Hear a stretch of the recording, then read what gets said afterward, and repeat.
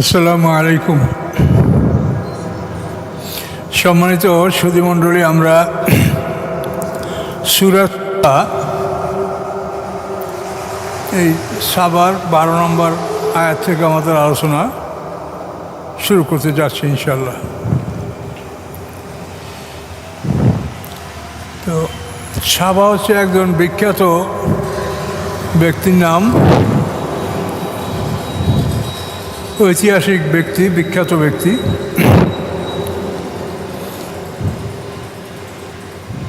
এই সাবার 10 পুত্র ছিল।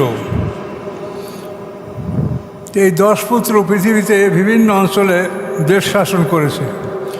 এর মধ্যে একজনের নাম হচ্ছে তুব্বা। এই তুব্বার নামটা কোরআনে আসে সূরা দোখানের মধ্যে। এই তুব্বা হলো এই সাবার সন্তান। তো সাবার পরিচয় আমরা হয়তো বলেছি, সাবা ইবনে ইয়াসাব ইবনে ইয়ারাব ইবনে কাহাতান, এই কাহাতানের পুত্র। তো এই কাহাতান ঐতিহাসিক বিখ্যাত ব্যক্তি। তো এই কাহাতানের 2 পুত্র ছিল, ইয়ারাব এবং জুরহুম। সেই ইয়ারাবের নাম অনুসারে আরব দেশের নামকরণ করা হয়েছে। আর জুরহুম হলো ইসমাইল আসলামের শ্বশুর বংশ, যারা ইয়ামানে বসবাস করতেন, যেটা ইব্রাহিম আসলাম ইসমাইল আসলামের নির্বাসনের ইতিহাসে যেটা পাওয়া যায়। তো আজকে আমাদের আলোচনা 12 নম্বর আয়াত। আউযু বিল্লাহি মিনাশ শাইতানির রাজিম। ওয়ালি সুলাইমান আর রিহা, আল্লাহ বলেন, আমি অনুগত করে দিয়েছি সুলাইমান আসলামের জন্য হাওয়া, বাতাস। গুদুব্বা শাহরুমা রাহুয়া শাহার, এই বাতাসের এক সকালে সুলাইমান আসলাম 1 মাসের পথ অতিক্রম করতে পারতেন, এবং এক বিকালে এই বাতাসের সাহায্যে তিনি 1 মাসের পথ অতিক্রম করতে পারতেন। সুলাইমান আসলামের বিশাল সিংহাসন, এই সিংহাসনের মধ্যে তিনি নিজে, তার স্ত্রীগণ, তারপর তার সৈন্য সামন্ত, তারপর আম জনতা, তারপরে খাদ্য খাদক, এইগুলি সবই এত বড় বিরাট সিংহাসন যে এই সিংহাসনের মধ্যে সবারই স্থান ছিল। তার যেরকম আসন ছিল, অন্য সবারও জায়গা সেখানে ছিল। এই সবাইকে নিয়েই সুলাইমান আসলাম চলাফেরা করতে পারতেন। 1 সকালে 1 মাসের রাস্তা এবং 1 বিকালে 1 মাসের রাস্তা। এটা কোরআনই বলা আছে, এর কোনো ব্যাখ্যার প্রয়োজন নেই। ও আসাল্লাহ আইনাল কেতের, আল্লাহ বলেন, প্রবাহিত করে দিয়েছি আমি তার জন্য, আইন মানে ঝর্ণা, চশমা, কেতের মানে তামা, গলিত তামার ঝর্ণা তার জন্য আমি প্রবাহিত করে দিয়েছি। অমেনাল জেন্নে, এবং জেনদের মধ্যে হতে মান এমন ছিল, ইয়ামালু, যারা কাজ করতো, বাইনি ইয়াদাইয়ে, সুলাইমান আসলামের সামনে, বেজনে রব্বি, আল্লাহর আদেশক্রমে। আল্লাহর আদেশক্রমে জিনেরা সুলাইমান আসলামের সামনে কাজ করত। অমাই ইয়াজেক মেনহুম, এবং যারা টেরামি করত, মানে কাজ করতে চায় না, ফাঁকি দিতে চায়, আন আমরেন, আল্লাহ বলেন, আমার আদেশের অবাধ্য হয়ে যারা কাজে ফাঁকি দিতে চায়, নুজে কুমেন আযাবে সাঈর, আমি স্বাদ গ্রহণ করিয়েছি তাকে জ্বলন্ত আগুনের। ফেরেশতাদের যে লাঠি, এই লাঠিতে মানে আগুন ছিল, আগুন বিশিষ্ট লাঠি। এর দ্বারা ফেরেশতারা আল্লাহর হুকুমে ওই জিনদেরকে শাস্তি দিত যারা সুলাইমান আসলামের কাজে ত্রুটি করত। তাহলে আল্লাহ তাআলা কত নিয়ামতের মালিক এবং কত নিয়ামত তিনি কাকে দিতে পারেন, এটা আল্লাহ দেখিয়েছেন। যে আমি দুনিয়াতে এই পারি, কাজে আমি জান্নাত, পরকালে আমি তোমাদেরকে অনেক কিছু দিতে পারবো। তোমরা পরকাল বিশ্বাস করো, আমার হুকুম মানো, আমার গোলাম হও, তোমরা জান্নাতের সব নিয়ামত লাভ করবে। এগুলি হলো আল্লাহর কুদরতের পরিচয়, তার ক্ষমতা, এবং তিনি ইচ্ছা করলে একজন মানুষকে কত নিয়ামত দান করতে পারেন। আচ্ছা, ইয়ামালুনা লাহু মা ইয়াশাউ মিন মাহারিবা, ইয়ামালুনা মানে ওই জিনেরা কাজ করতো, লাহু সুলাইমান আসলামের জন্য, মা ইয়াশাউ, যা তিনি ইচ্ছা করতেন। তিনি যেটা ইচ্ছা করতেন এইটা করো, ওই জিনেরা সেই কাজই করত। মিম মাহারিবা, যেমন প্রসাদ নির্মাণ, বড় বড় অট্টালিকা নির্মাণ করা, তামাসিরা, বড় বড় ভাস্কর্য নির্মাণ করা, জেফানের কাল জবাবে, এবং বড় বড় পাত্র, কুয়ার মতো কূপ, একটা কুয়া যেরকম পুকুর যেরকম ওই কুয়ার মতো বড় বড় পাত্র শয়তান দ্বারা উনি তৈরি করাতেন। কুদুরের রাশিয়াত, স্থাপিত ড্যাগ, এত বড় ড্যাগ যেটা নাড়ানো যায় না, ওখানে স্থাপন করা থাকে, খাদ্য ঢালা হয় সিঁড়ি দিয়া, এবং ওর ভিতর থেকে খাদ্য তোলা হয় সিঁড়ি দিয়া। কুদুরের রাশিয়াত, স্থাপিত ড্যাগ, বড় ড্যাগ। আল্লাহ বলেন এ মালু আলা দাউদ আর শুকরা, কাজ করো দাউদ পরিবার, এ মালু আলা দাউদ আর শুকরা, তোমরা কাজ করো হে দাউদ পরিবার আল্লাহর কৃতজ্ঞতা জ্ঞাপন সাপেক্ষে, তোমরা কাজও করো এবং আল্লাহর প্রতি কৃতজ্ঞতা জ্ঞাপন করো হে দাউদ পরিবার।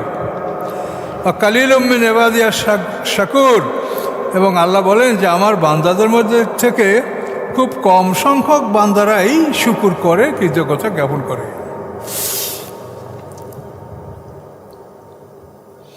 আচ্ছা, এখানে কিছু কথা আছে যেগুলো না বললে হয় না। জিন যারা সুলাইমান আলাইহিস সালাম কী কাজ করতেন? মাহারিবা মানে অট্টালিকা নির্মাণ করাতেন। এই যে মেহরাব না, এই মেহরাবের বহু বছর মাহারিব, মেহরাব, মেহরাব মানে অস্ত্রাগার। সাহাবায়ে কেরামরা সবসময় অস্ত্রে সজ্জিত থাকতেন, নামাজ পড়ার সময় তাতে অস্ত্রগুলো সামনে রাখা যায়, এই জন্য এই জায়গাটা সামনে করা হয়েছে, এটা অস্ত্রাগার। এখানে ইমাম ঢুকবে না, ইমাম মসজিদের সীমানায় দাঁড়ায় নামাজ পড়বে। হারবন মানে যুদ্ধ, আর মেহরাব মানে অস্ত্রাগার। তো এই মাহারিবা, এর থেকে মেহরাবের মহাবসন মাহারিব মানে অট্টালিকা, প্রসাদ নির্মাণ, এটা জিন্দারা উনি করাতেন। তামাশিলা মানে ভাস্কর্য, এটা একটা আপনাদের কাছে প্রশ্ন যে ভাস্কর্য নির্মাণ, এখন তো এটা খুবই সমস্ত শহরে শহরে আছে, কিন্তু আমাদের শরীয়তে এটাকে আল্লাহ রহিত করেছে, এটা আমাদের শরীয়তে বৈধ না। মানে বড় বড় প্রাণীর ছবি অথবা প্রাচীন কোনো পয়গম্বরের ছবি আনুমানিকভাবে, তো এই তামাশিল মানে ভাস্কর্য, বিভিন্ন প্রাণীর ছবি এবং তাতে কোনো মানুষের ছবি আসে কি না এটা বলা হয় না, বলা হয়েছে ভাস্কর্য। কিন্তু যদি থাকে তো থাকতে পারে তাদের উম্মতের জন্য, কিন্তু আমাদের উম্মতের জন্য এগুলি আল্লাহ হারাম করেছেন, যেহেতু এগুলি থেকে শিরক সৃষ্টি হতে পারে। ভাস্কর্যগুলি দেখার জন্য বা এর থেকে ইতিহাস জানার জন্য ভাস্কর্য নির্মাণ করা হয়, কিন্তু কালে কালে যুগে যুগে এটা যখন অনেক যুগ পার হয়ে যায়, তখন শয়তান পরামর্শ দেয় তোমাদের পূর্বপুরুষরা এদের ইবাদত করতো, তোমরা এদের ইবাদত করো। এই জন্য আমাদের উম্মতে এটা বৈধ রাখা হয়নি, আল্লাহ এটা আমাদের থেকে হারাম করেছেন ভাস্কর্য নির্মাণ। জিফানের কাল জবাব, পুকুরের মতো বড় বড় পাত্র। তাফসিরে বলা আছে যে সুলাইমান আলাইহিস সালাম যে থালাগুলা জিন্দারা নির্মাণ করাতেন, এই একটা থালা একসঙ্গে 1000 লোক বসে খানা খাইতে পারত। কত বড় থালা, এখানে আছে পুকুরের মতো, তাহলে অবশ্যই এটা ঠিক। একটা থালায় একসঙ্গে 1000 মানুষ খাদ্য গ্রহণ করতে পারত। তাহলে এই মসজিদে কয়টা মানুষ বসতে পারে? তাহলে কত বড় থালা। আর কুদুরের রাশিয়াত মানে বড় বড় ড্যাগ। এই এখনও পৃথিবীতে আজমিরে ওরকম বড় ড্যাগ আছে, আজমির শরীফ নাকি, আজমির মঈনুদ্দিন চিশতি আজমির রহমতুল্লাহর যেখানে মাজার আছে, ওখানে ওরকম বড় ড্যাগ আছে। এগুলি কোরআনের কোনো অস্তিত্ব নাই, তার কারণ এভাবে কবর সংরক্ষণ করা বা ওলিয়াদের কবরে এই ধরনের কিছু করা, এবং এগুলা মানুষ অনেক সময় এখানে যে শিরকে লিপ্ত হয়, কেউ কবরে চুমা দেয়, কেউ কবরে সেজদা করে, বিভিন্ন রকমের সমস্যা সৃষ্টি হয়। কাজে এই জন্য মাজার সৃষ্টি করা এটা মানুষের একটা অভ্যাসে পরিণত হয়েছে, মাজার। আর এটা একটা ব্যবসা, খুব সহজে এর থেকে আয় করা যায়। তো এগুলি শরিয়াতের কোনো অনুমতি নাই। যদি মাজারের অনুমতি থাকতো তাহলে আল্লাহ রসুলের এরকম মাজার করা হতো, খোলাফায়ে রাশিদিনের মাজার করা হতো। কই, তাদের তো কোনো মাজার নাই, তাদের স্বাভাবিকভাবে কবরস্থ আছে সবাই।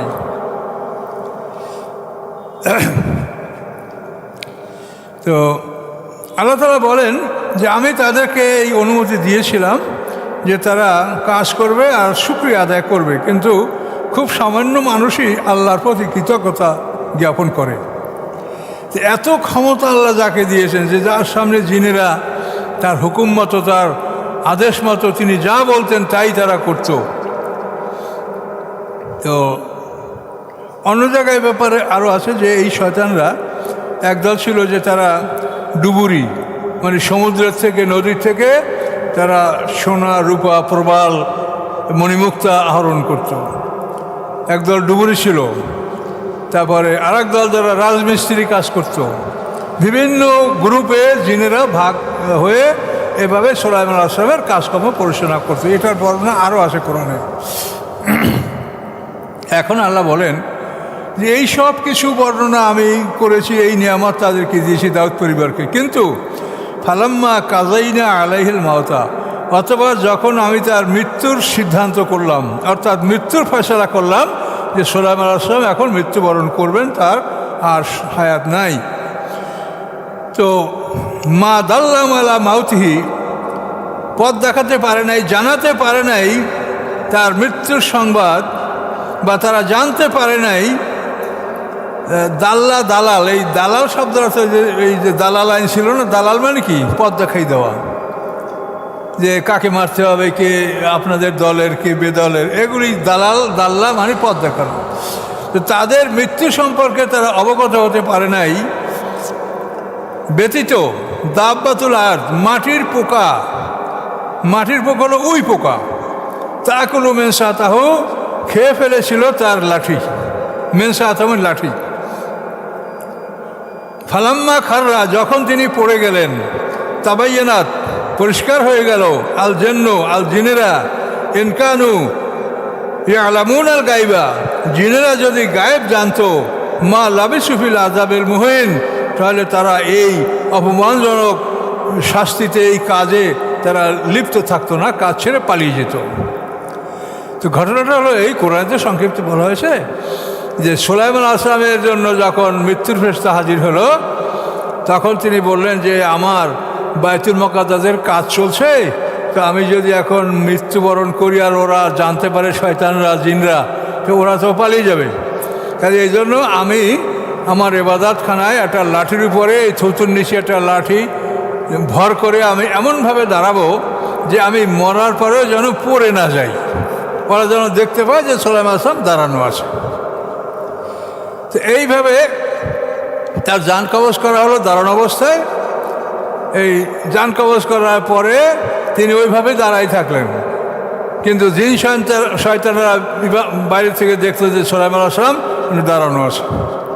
তো তাফসিরে বলা আছে যে 6 মাস অথবা 1 বছর তিনি এইভাবে দাঁড়ানো অবস্থা ছিলেন।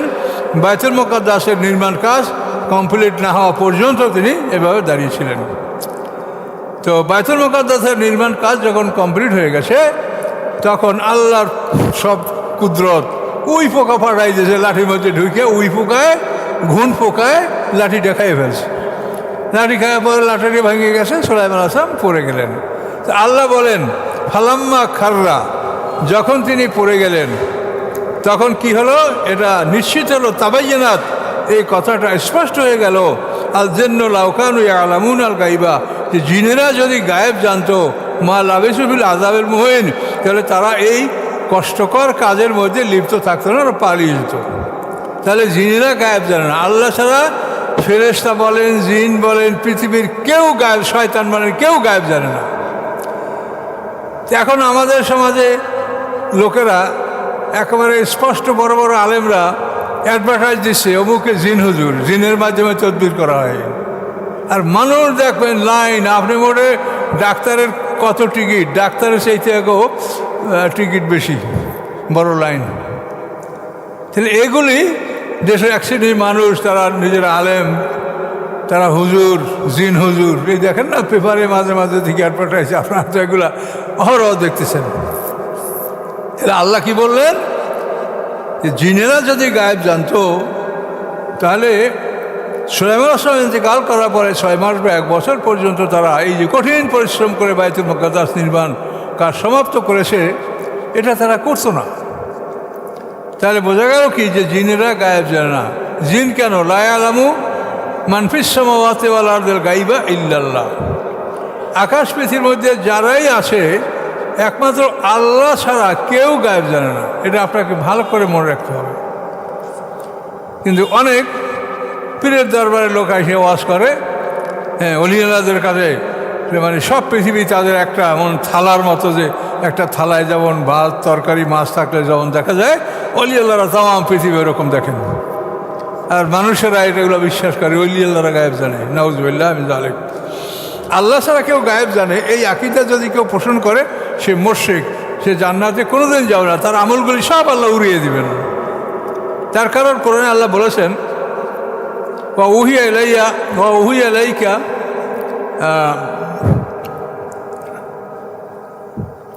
ওয়া উহিয়া ইলাইকা ওয়া আলাল্লাযিনা মিন ক্বাবলিক। আল্লাহ বলেন, আপনার প্রতি আমি ওহী করেছি এবং আপনার পূর্ববর্তীদের উপরে আমি ওহী করেছি, লা ইন আশরাকতা লা ইয়াহবাতান্না আমালুক, যদি শিরক করেন তা আপনার আমল নষ্ট হয়ে যাবে। ওয়া লাকাদ উহিয়া ইলাইকা ওয়া ইলাল্লাযিনা মিন ক্বাবলিকা। হে রাসূল, আপনার প্রতি এবং আপনার আগে যারা রাসূল সবাইকে আমি জানিয়ে দিয়েছি কি, লা ইন আশরাকতা, আপনি যদি শিরক করেন তাহলে লা ইয়াহবাতান্না আমালুক, আপনার সমস্ত আমলগুলো ঝরে যাবে, কিচ্ছু থাকবে না। তাহলে রাসূলের আমল ঝরে যাবে, আমাদের থাকবে? এর অর্থ রাসূলের মাধ্যমে আমাদেরকে বোঝানো হয়েছে। রাসূল তো শিরক করবেনই না, তার মাধ্যমে আমাদেরকে বোঝানো হয়েছে লা ইন আশরাকতা লা ইয়াহবাতান্না আমালুক। এইসব বিষয়গুলি খুবই জরুরি। আপনি নামাজ রোজা কত পরিশ্রম করে করছেন, আপনি তাহাজ্জুদ নামাজও পড়ছেন, কিন্তু আপনার আকীদা কি অলিয়াল্লাহরা গায়েব জানে, তো সব বরবাদ। আপনার ইবাদত দিয়ে আল্লাহর কোনো কাজ নেই। তিনি যা বলেছেন তার আইন আপনাকে মানতে হবে। যদি মানেন তাহলে মুসলমান, আর না মানলে অমুসলিম। তো এই জন্য এইসব বিষয়গুলি খুব সতর্কতার সহিত আপনাদের আমল করতে হবে। জিনেরা গায়েব জানেন। অনেক লোকে জিনদের কাছে গায়েবের খবর জিজ্ঞাসা করে, এই রোগটা কী হয়েছে, জিন হুজুর। আমি নিজেও এরকম বহু বড় বড় আলেমদেরকে দেখেছি যে তারা অত্যন্ত বড় আলেম, তারা জিন সাথে রাখে। মানে একটা ছেলে রাখে, ওর সাথে জিন আছে, তো ওই ছেলেটার উপরে জিন হাজির করিয়া জিজ্ঞাসা করে যে এর কী কী তদবির লাগবে, কত টাকা লাগবে। তো ওই জিনে এটা বলে দেয়, আর হুজুরের সেই অনুসারে তাকে তদবির দেয়। তো সুলাইমান আলাইহিস সালাম জিনকে তাবে করছে, আর আমাদের জিনেরা হুজুরদেরকে তাবে করছে। জিনদের কাছে জিজ্ঞাসা করে তারা তদবির দেয়। তাহলে কি হুজুর জিনের তাবে কিনা বলেন? তো যে হুজুরা জিনের তাবে, তারা কি মুসলমান? আমার এগুলো মনে করলে আমি থরথর করে কেঁপে উঠি। অনেক বড় বড় আলেম যারা কোনো তাফসীরও করতো, অথচ তারা তদবিরের সময় জিন দ্বারা তদবির করত। কিন্তু এই জন্য শিরক মুক্ত অবস্থা আপনাকে যেতে হবে।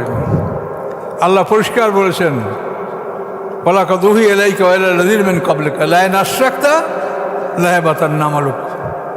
আপনি হজ করছেন, এর না আল্লাহ না করুক যদি এরপরে কোনো শিরক আপনার দ্বারা হয়, আপনি আগুনে সালাম দিলেন, শহীদ মুজারকে সম্মান দিলেন, এই সমস্ত যে কাজগুলোর মধ্যে শিরক আছে, আপনি মাজারে যদি একান্ত যেতে হয় তা আপনি কবরের আজকে দোয়া করবেন। এই যে ফুল, কবরে ফুল দেওয়া, এটা হলো খ্রিস্টানদের নীতি। খ্রিস্টানরা কবরে ফুল দেয়। এখন সেইটা আমাদের এমন একটা ট্র্যাডিশন হয়ে গেছে যে আমাদের এটা প্রত্যেকটা দল, ওরা কবরে ফুল দিচ্ছে, আমরা দিব না, নাহলে তো আমরা রাজনৈতিকভাবে পিছিয়ে যাচ্ছি। কি সবাই মাজারে যায়, তো আমরা যাব না? তো এগুলি মানে দেখা দেখি শিরক। এটা ইব্রাহিম আলাইহিস সালাম বলেছেন যে মাওয়াদ্দাতা বাইনাকুম ফিল হায়াতিদ দুনিয়া, যে তোমরা যে শিরক করো এটা দুনিয়ায় তোমাদের পরস্পর ভালোবাসা বজায় রাখার জন্য। ওরা গেছে আমরা না গেলে কেমন হয়, ওই দল গেছে আমরা না গেলে কেমন হয়, তো ওদের ফুলের তোড়াটার সাথে আমাদেরটা আরও বড় হবে।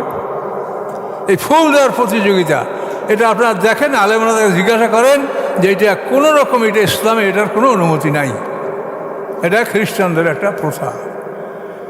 আমাদের ক্যান্টনমেন্টের সামনে শিখা চিরন্তন জারি রাখা আছে, আগুন জ্বলতে থাকছে। তো আগুনকে সম্মান করা সম্পূর্ণ শিরক, এবং আগুন পূজা করছে ইরানিরা। আল্লাহর রসুলের জন্মের সময় ইরানিদের আগুন পূজার বয়স হয়েছিল 3164 বছর। 3164 বছর পর্যন্ত ইরানিরা এক নাগারে আগুন জ্বালিয়ে রেখেছে, অগ্নিপূজক মজুসি। আল্লাহ রসুলের জন্মের রাতে তাদের আগুন নেমে গেছিল। এটা আমার সিরাত গ্রন্থ আল্লাহ রসুলের জীবনী আমি লিখেছি, সেখানের বিস্তারিত বিবরণ দেওয়া আছে। আল্লাহ রসুলের জন্মের রাত্রে সেই আগুন তাদের নেমে গিয়েছিল, কোনো চেষ্টা করে তারা আগুন জ্বালাতে পারে নাই। এবং পরে স্বপ্নের ব্যাখ্যাদাতা, স্বপ্ন এটা তো বাস্তব, এই বাস্তবের এই বিষয়ের ব্যাখ্যাদাতা এটা সাথী, যে বিখ্যাত বিশ্ববিখ্যাত গণক ছিল, তার কাছ থেকে তারা এটার অনুসন্ধান তারা লাভ করেছিল যে ওই রাত্রে আখিরি জামানার পয়গম্বর মুহাম্মদ সাল্লাল্লাহু আলাইহি ওয়াসাল্লাম জন্মগ্রহণ করেছেন, তার সম্মানে আল্লাহ তাআলা এটা করে দিয়েছে। এবং এই আগুন ইরানে জ্বলবে না, ইসলাম সেখানে আসবে। তো ইসলাম তো সেখানে ওমর ফারুক রাদিয়াল্লাহু তাআলার জামানায় মুসলমান ইরান জয় করেছে, তো ইসলাম তো সেখানে ঢুকেছে। কিন্তু এখন আবার তারা শিয়া মতবাদ, অর্থাৎ আমাদের থেকে একটু ব্যবধান আছে, এটা থাকবে, এটা করার কিছু নাই। আমরা যারা নিজেরা এখানে আছি আমাদের মধ্যেও তো অনেক ব্যবধান আছে। ফয়সালা আল্লাহর হাতে। যে লা ইলাহা ইল্লাল্লাহ বলে তাকে আমরা কাফের বলবো না, আল্লাহ রাসূল নিষেধ করছেন, মান ক্বালা লা ইলাহা ইল্লাল্লাহ লা তুকাফিরু বিযামবিন। যে লা ইলাহা ইল্লাল্লাহ যে বলে কোনো পাপের কারণে তুমি তাকে কাফের বলিও না। সাহাবীরা বলেন ওয়াইন জানা ওয়াইন সারাকা, যদি জিনা করে চুরি করে তবুও না। হুজুর বললেন যে না, ওয়াইন জানা ওয়াইন সারাকা, যদি জিনাও করে চুরিও করে, লা ইলাহা ইল্লাল্লাহ এই কলেমাকে যতক্ষণ অস্বীকার না করবে ততক্ষণ পর্যন্ত তোমরা তাকে কাফের বলবে না। এইভাবে আল্লাহ তাআলা সারা পৃথিবীর মানুষটাকে দুইটা দলে ভাগ করেছেন, মোমেন এবং কাফের। এখন আপনি যত দল দেখেন এরা লা ইলাহা ইল্লাল্লাহ বলে, এখন এটা পরীক্ষা দেখবে কি না সেটা আল্লাহ জানে, সেটা আমরা জানি না, আমাদেরকে সেটা দেখার বিষয় না আমাদের। আল্লাহ বলছেন আমি বিনা পরীক্ষা কাউকে নিব না। এখন এই লা ইলাহা ইল্লাল্লাহটা সে পরীক্ষায় পাস করবে কি না, এই লা ইলাহা ইল্লাল্লাহর অর্থ কি আর সে মানছে কি করছে কি, এটা পরীক্ষা করা হবে। এই পরীক্ষায় ফেল করলে সেটা আমরা জানি না, কিন্তু লা ইলাহা ইল্লাল্লাহ বলে আমরা তাকে কাফের বলবো না, এটা আমরা জানি। কিন্তু আমরা তো সমাজে আমার মতো একটা আমল অমুকে করে না, হ্যাঁ ও কাফের হয়ে গেছে, আমরা মানে অহরহ মুখে আমাদের যা আছে তাই বলি। তো এগুলি প্রমাণ করে যে এদের ইমানের সমস্যা আছে। কেননা আল্লাহ রাসূল, আল্লাহর কোরআন, রাসূলের কথা আপনি মানবেন না? রাসূল বলছে মান করা লা ইলাহা ইল্লাল্লাহ লা তুকাফিরু বিযামবিন। সাহাবীরা 3 বার আপত্তি করছে, ওয়াইন জানা ওয়াইন সারাকা, আল্লাহ 3 বার বলছেন ওয়াইন জানা ওয়াইন সারাকা, জিনা করলে চুরি করলেও যতক্ষণ সে লা ইলাহা ইল্লাল্লাহ বলে তুমি তাকে কাফের বলিও না।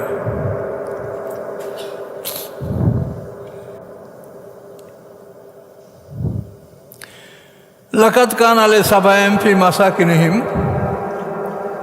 আয়াতুন, অবশ্যই ছিল সাবাবাসীদের বাসগৃহের বিষয়ে নিদর্শন।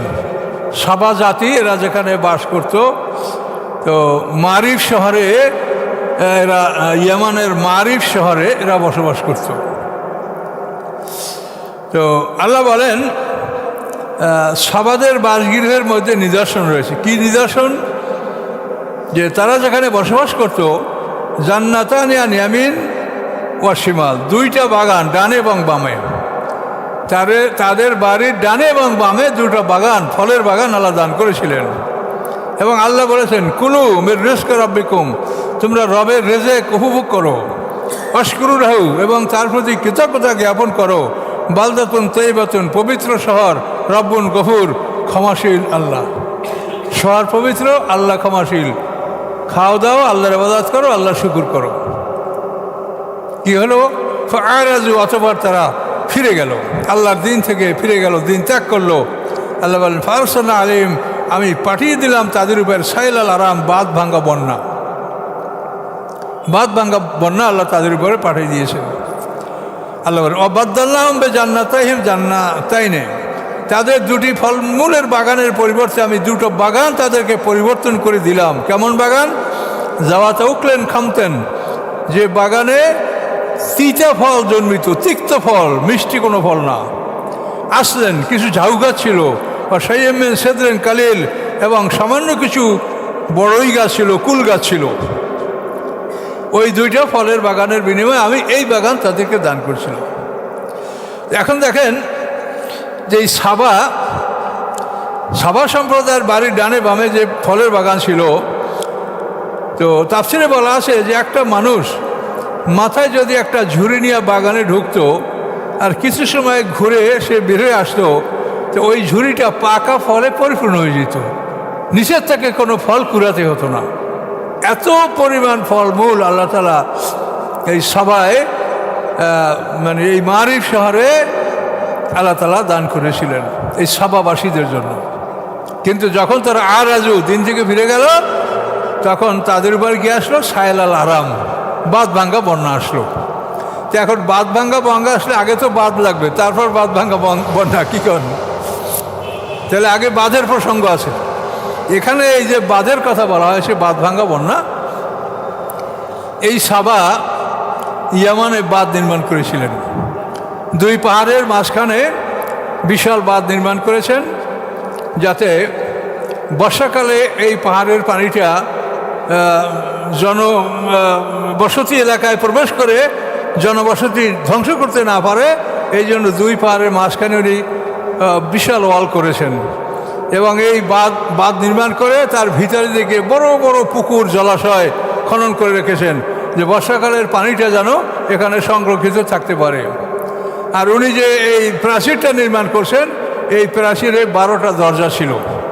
তো 12টা দরজার প্রত্যেকটা দরজায় 3টা ছিদ্র ছিল, উপর থেকে নিচের দিক 3টা ছিদ্র বিশিষ্ট 12টা দরজা, মানে 36টা মানফাস, মানে ছিদ্র বিশিষ্ট এই 12টা দরজা ছিল। তো এই দরজাগুলি মানে বর্ষা মৌসুম পার হয়ে গেলে যখন পানির প্রয়োজন হতো, তখন এই দরজাগুলি খুলে, উপরের দরজা খুলে পানি নেওয়া হতো। তারপর যদি আরও পানি লাগে তো দ্বিতীয় ছিদ্র খুলে পানি নেওয়া হতো। তো সাধারণত 3য় ছিদ্র পর্যন্ত যেতে হতো না, এর মধ্যেই যে পানিটা প্রয়োজন এই পানিটা তারা লাভ করত। এইভাবে বিশাল এই বাঁধ নির্মাণ করে পানি নিয়ন্ত্রণ করে তারা এমন ফলমূলের গাছ তৈরি করেছিল, যেটা বললাম যে তাদের বাড়ির ডানে বামে এই বাগানগুলি এমন ছিল যে একটা মানুষ মাথায় ঝুড়ি নিয়ে ঘুরে আসলে তার পাকা ফলের ঝুড়িটা ভরে যেত। এই বাঁধ নির্মাণ করে এভাবে আল্লাহ তাআলা তাদেরকে এই উসিলায় নিয়ামত দান করেছিলেন। তো এগুলি আল্লাহর কুদরত, তিনি কি করেছেন পৃথিবীতে, এগুলো আমাদেরকে জানাচ্ছেন যে আমি আল্লাহ, আমি কি করতে পারি, অতীতে কি করছি, ভবিষ্যতে কি করব, এগুলা তোমরা শেখো, জানো। তো আল্লাহ বলেন, যখন তারা দিন থেকে ফিরে গেল, ফারসালনা আলাইহিম সাইলাল আরাম, তাদের উপরে আমি বাঁধ ভাঙ্গা বন্যা পাঠিয়ে দিলাম। তো এই বাঁধ ভাঙ্গা বন্যাটা কীরকম হলো, এখানে তাফসিরে বলা আছে যে আল্লাহ তাআলা ওখানে ইঁদুর পাঠিয়েছে। ইঁদুর, এত বড় বড় ইঁদুর যে ওই পাহাড় কাইটা সুরঙ্গ করতেছিল ইঁদুরগুলিতে, মানে পাথরের বাঁধ, ওই বাঁধকে কাইটা ওরা মানে সুরঙ্গ সৃষ্টি হচ্ছে ইঁদুরে, এবং ওই সুরঙ্গ থেকে অল্প অল্প করে পানি আস্তে আস্তে এই সুরঙ্গগুলো বড় হয়ে গেছে, এবং এইটাই বাঁধ ভাঙ্গার উসিলা। শেষ পর্যন্ত ওরা চিন্তা করলো যে এখানে বিড়াল যদি আমরা রাখি, তো প্রত্যেকটা দরজার কাছে ওরা বিড়াল রাখার ব্যবস্থা করলো। কিন্তু আল্লাহর হুকুম শেষমাস এমন লাল লাল রঙের কতগুলো বড় বড় ইঁদুর আসলো, যে ইঁদুরের ভয়েতে সব বিড়াল পালিয়ে গেল। এরপরে ওই ইঁদুর তার মন মতো ওখানে ওই পাহাড়ের ওয়াল কেটে তারপর শেষ পর্যন্ত সেখানে তারা এমনভাবে করলো যে শেষ পর্যন্ত বাঁধ ভেঙে চুরমার হয়ে গেল, এবং সায়লাল আরাম, বাঁধ ভাঙ্গা বন্যা, এই বন্যায় আক্রান্ত হয়ে তাদের বাগান বাড়ি ঘর সব ধ্বংস হয়ে গেল। আল্লাহ তাআলা এরপরে কী করলেন, বাদদালনাহুম জান্নাতাইন, যে ওই 2টি বাগানের পরিবর্তে তাদেরকে 2টা বাগান দিলেন। কি বাগান? জাওয়াত উকলেন খামতেন, যে বাগানে তিক্ত খাবার, তিক্ত ফল উৎপন্ন হতো। আর শাইমিন সিদরিন কালিল, এবং সামান্য কুল বড়ই, এগুলি সেখানে হতো। বেশি ভালো কোনো খাবার আল্লাহ তাদের দেন নাই, শুধু বাঁচিয়ে রাখার জন্য। আল্লাহ বলেন, জালিকা জাযাইনাহুম বিমা কাফারু, আল্লাহ বলেন এই শাস্তি আমি তাদেরকে দিয়েছি তাদের কুফরির কারণে। ওয়াল নুজাজি ইল্লাল কাফুর, আমি শাস্তি কাউকে দেই না কুফর ছাড়া, অবিশ্বাসী ছাড়া আমি কাউকে শাস্তি দেই না। তো কোরআনে এইসব ঘটনা এগুলো খুব সবিস্তারে বর্ণনা আছে। এগুলোর বর্ণনা অন্য সূরা আছে, সূরা নামল, সাবা, সূরা সোয়াদ, এই 3টা সূরার মধ্যে এইসব ঘটনাগুলো আরও বিস্তারিত আছে।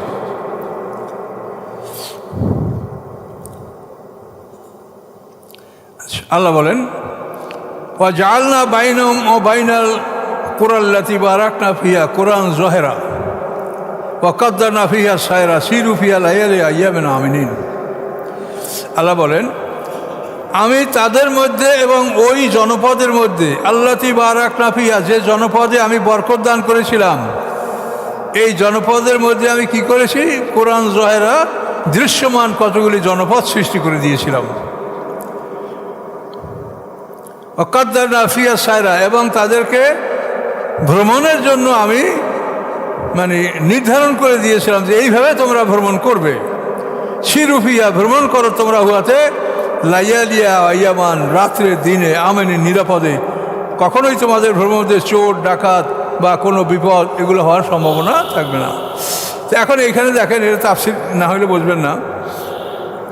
তো এখানে ওই জনপদের সাথে তাদের সাথে আমি কি করে দিচ্ছি? জাআলনা বাইনুম বাইনাল কুরাল্লাতী বারাকনা ফিহা কুরআন যাহিরা, তাদের জনপদ এবং যে জনপদে আমি বরকত দান করেছিলাম, এই দুটি জনপদের মধ্যে আমি দৃশ্যমান কতগুলি জনপদ সৃষ্টি করেছিলাম। তার অর্থ হলো যে ওরা ইয়ামান থেকে সিরিয়া যাবে। এই সিরিয়াকে বলা হয়েছে বরকতময় জমিন, সিরিয়া। তো এই সিরিয়ায় ব্যবসা বাণিজ্যের জন্য ওরা যাবে।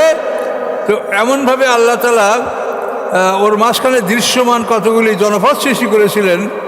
সেই জনপদগুলি এরকম, যারা সকালে রওনা হলে যখন দুপুর হয়ে যেত, তখন সেখানে ওরা একটা সরাইখানা, বিশ্রামের জায়গা সেখানে ওরা পাইত। দুপুরে ওখানে খানা দানা খাইয়া আরাম করিয়া বিশ্রাম করিয়া, আবার যখন তাদের রাত হয়ে যেত, তো রাতের বেলায় যেখানে তারা উপনীত হতো, সেখানে তারা আর একটা সরাইখানা, বিশ্রামাগার এখানে তারা পাইত। এই যে আল্লাহ বলেন কুরআন যাহিরা, যে আমি দৃশ্যমান কতগুলি জনপদ ওই দুইটা জায়গার মধ্যে, ইয়ামান এবং সিরিয়া এর মাঝখানে, এই দুইটা জায়গার মধ্যে দৃশ্যমান কতগুলি জনপদ আল্লাহ তাআলা এভাবে সৃষ্টি করেছিলেন এই সাবাবাসীদের জন্য, সাবার বংশধর জন্য। ওয়াকাদ্দারনা ফিহা সায়রা, এবং তাদের সফরটাকে আমি কাদ্দারনা নির্ধারণ করে দিয়েছিলাম, যেমনভাবে সকালে রওনা করলে দুপুরে তারা সরাইখানা, বিশ্রামের জায়গা পাবে, দুপুরে রওনা করে রাত্রে তারা বিশ্রামের জায়গা পাবে। এভাবে তারা খুব আনন্দের সহিত এই সফরগুলো করতো। আল্লাহ বলেন, সিরু ফিহা, তোমরা হুয়াতে সফর করো, লাইয়ালিয়া ইয়ামান, দিবারাত্রিতে আমিনিন, নিরাপদে। এখন এই নিরাপদে আনন্দে সফর করতে করতে তাদের আর ভালো লাগে না। বনী ইসরাঈলদের মতো জান্নাতি খাবার ভালো লাগে না, পেঁয়াজ দাও, ডাইল দাও, শসা দাও, কি এদেরও সেই অবস্থাটা হলো। ফাকালু, তারা বলল, রব্বানা বায়েদ বাইনা আসফারনা, হে আমাদের রব, আমাদের সফরকে আপনি দূরবর্তী করে দেন। দূরবর্তী আমরা সফর করবো, কষ্ট হবে, ক্লান্ত হবে, তা নাহলে সফরের কি মজা পাওয়া যায়? কাজে এভাবে আমরা এই অল্প পথ অতিক্রম করে আবার বিশ্রাম করব, আবার অতিক্রম করে বিশ্রাম, এটা না, আমাদের সফরকে আপনি লম্বা করে দেন। আমরা একবারে অনেক শত শত মাইল অগ্রসর হব। ইয়ামান থেকে সাবা থেকে ইয়ামান থেকে এটা সিরিয়া, এটা কয়েক মাসের রাস্তা। এটা মদিনা থেকে ইয়ামান হলো 1 মাসের রাস্তা। তারপর মদিনা থেকে সিরিয়া তো আরও কত দূরে, বহুত দূরের রাস্তা কিন্তু এগুলো। তো ওরা যখন এই কথা আল্লাহর কাছে বললেন, হে রব, আমাদের সফরের দূরত্ব বাড়িয়ে দেন বনী ইসরাঈলদের মতো, যে আমরা বেহেশতি খাবো না, আমরা চাই পেঁয়াজ, রসুন, আদা, ডাল, শসা, এগুলো পৃথিবীর খানা খাবো। তো বায়েদ বাইনা আসফারনা, আমাদের সফরে দূরত্ব সৃষ্টি করে দেন। ও জালামু আনফুসাহুম, এবং তারা নিজের উপরে জুলুম করেছিল। আল্লাহ বলেন, ফাজআলনা হাদিসা, আমি করেছিলাম তাদেরকে ইতিহাস। হাদিস বর্ণনা, ঘটনা, তাদেরকে আমি ইতিহাসে পরিণত করেছিলাম যে তারা এইভাবে ধ্বংস হয়েছে। আর আমাদের কাছেও তো একটা ইতিহাস, যে এটা প্রাচীনকালের একটা ইতিহাস, আমরা কোরআন থেকে জানছি, যেটা নির্ভুল একটা ইতিহাস। ফাজআলনা হাদিসা, আমি তাদেরকে করলাম ইতিহাস, ইতিহাসে রূপান্তরিত করলাম। মজ্জাকনাম কুল্লা মুমজ্জাক, এবং আমি তাদেরকে বিধ্বস্ত করলাম, সম্পূর্ণ বিধ্বস্ত। মানে এমনভাবে বিধ্বস্ত হলো যে সেখানে আর বসবাস করার উপযুক্ত কিছু ছিল না। মানে সেখানের মানে বাগানগুলি যখন ভালো কোনো খাদ্য উৎপাদন করে তো মানুষ কেমন করে সেখানে খাবে, কেমন করে থাকবে। কুল্লু মুমাজ্জাক ইন্না ফি যালিকাল আয়াতিন, নিশ্চয়ের মধ্যে রয়েছে নিদর্শন, লিকুল্লি সব্বারিন শাকুর, সকল ধৈর্যশীল সকল কৃতজ্ঞ মানুষের জন্য এর মধ্যে রয়েছে নিদর্শন। ওদিকে সময় শেষ হয়েছে নাকি?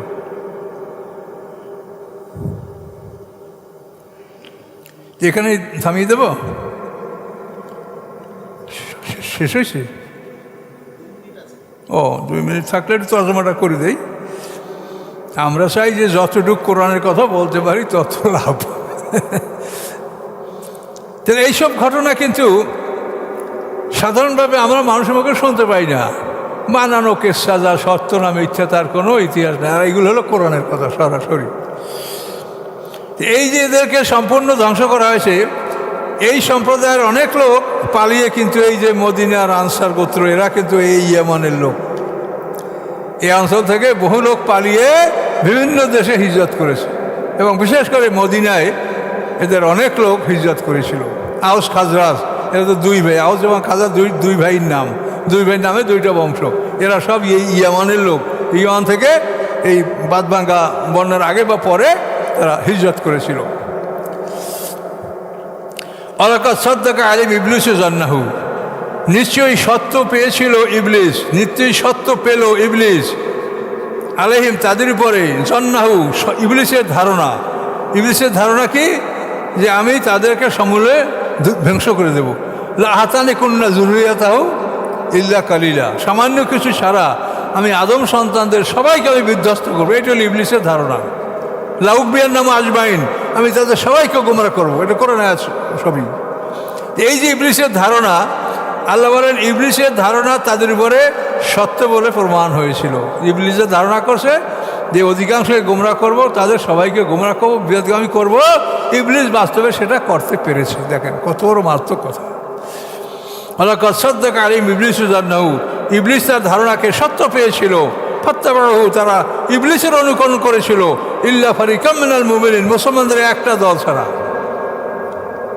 মুসলমানদের একটা দল, রাসূল এবং সাহাবীদের অনুসারী যে দল, এই একটা দল ছাড়া সবাই ইবলিসের অনুসারী হয়েছিল।